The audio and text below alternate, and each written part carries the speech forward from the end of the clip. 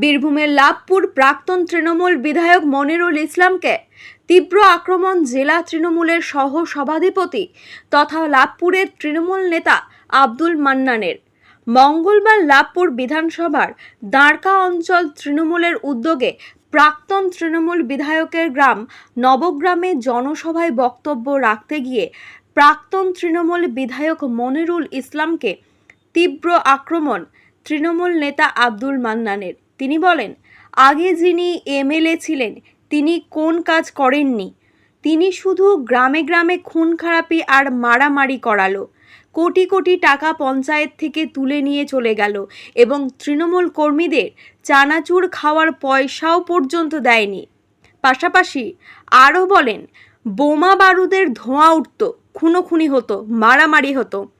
মনিরুল ইসলামকে নিয়ে এই রকম বিস্ফোরক মন্তব্য তৃণমূল নেতা আব্দুল মান্নানের। একই সাথে তিনি আরও বলেন, বর্তমানের বিধায়ক সেই সব খুনোখুনি বন্ধ করে দিয়েছে, শান্তির লাভপুর তৈরি হয়েছে।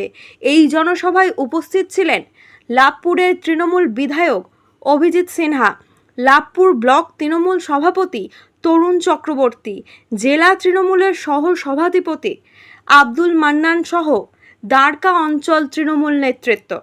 বীরভূমের লাভপুর থেকে কার্তিক ভান্ডারীর রিপোর্ট, তারাপীঠ টিভি। আপনাদের মাথার তলায় একটা হাই মার্ক স্যাংশন করেছি। এই যে রাস্তাটা পঞ্চায়েত থেকে আসছে, এই পুরো রাস্তাটা আমরা পোল দিয়ে লাইট দিয়ে দিলাম, কাজ খুব তাড়াতাড়ি শুরু হবে।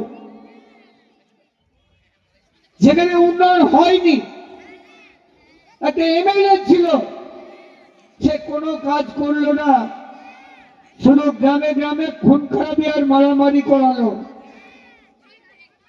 আমি তাই একদিন সেই বুনেডাঙ্গে মিটিং করতে এসে বলেছিলাম, কোটি কোটি টাকা পঞ্চায়েত থেকে তুলে নিয়ে চলে গেল। কি গো, আপনারা তো সব সেনা সৈনিক ছিলেন, তো আপনাদের চানাচুর খাওয়ার পয়সাটা দিয়েছিল তো? যদি না ভাই, চানাচুর খাওয়ার পয়সাও দেয়নি। তার কাছে যেসব বাচ্চা বাচ্চা ছিল তাদের চানাচুর খাওয়ার পয়সাও দেয়নি, সবটাই কুটিয়ে নিয়ে চলে গেছে। তাই বুনেডাঙ্গের উন্নয়নের জন্য দাঁড়কা অঞ্চল ঠিক করেছে, যেখানে সাবমার্সিবল লাগবে সাবমার্সিবল দিয়ে জল ব্যবস্থা। কি উদ্দেশ্য আছে জনসভা? আমরা ব্লক কমিটি বসে সিদ্ধান্ত নিয়েছি এই সময়তে মানুষের কাজটা একটু কম আছে, একটু গ্রামাঞ্চল, এরপরেই বর্ষা শুরু হয়ে যাবে, তখন মানুষকে চাষবাসের জন্য ছাড়তে হবে। তাই আমরা প্রত্যেক অঞ্চল জনসভা করব, শুধু সেই অঞ্চলের লোক নিয়ে, অন্য কোনো অঞ্চলের লোক সেখানে আসবে না। আজকে দাঁড়কা দিয়ে আমরা সেই সভা শুরু করলাম।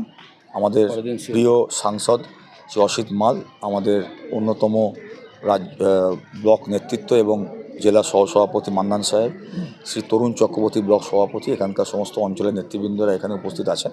এবং এইভাবেই আমাদের 17টা অঞ্চল লাভপুর বিধানসভা শুরু হবে। এবং আমরা সব জায়গাতে যে কুৎসা, যে অপপ্রচার মুখ্যমন্ত্রী সম্বন্ধে করা হচ্ছে, তৃণমূল কংগ্রেস সম্বন্ধে করা হচ্ছে, এটা বলা দরকার।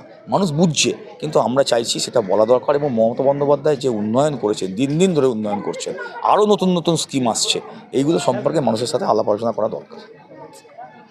মানে আগের যিনি এমএলএ ছিলেন মনিরুল ইসলাম, তার গ্রামে এসছেন, এবং সবথেকে বড় কথা হচ্ছে যে যেটা আগে বলা হতো যে বোমা বারুদে তৈরি লাভপুর, কি বলবেন? আমি একটা কথা আপনাকে বলে দিই, শুনে নিন।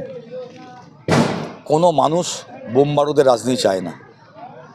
কিছু অ্যান্টি সোশ্যাল ক্রিমিনাল তাদের নিজস্ব স্বার্থের জন্যে দলকে ব্যবহার করে, দিয়ে এইগুলো করে। আমরা পরিষ্কার বলছি, সারা পশ্চিমবাংলায় মমতা বন্দ্যোপাধ্যায় উন্নয়ন ও শান্তির বার্তা দিচ্ছেন, আমরাও তাই দিচ্ছি। আগের এমএলএ কী করেছেন না করেছেন, এই এলাকার মানুষ, এই গ্রামের মানুষ খুব ভালো জানে। তারা ভালো আছে না খারাপ আছে, আগে ভালো ছিল না এখন শান্তি ভালো আছে, তারাই তার জবাব দেবে।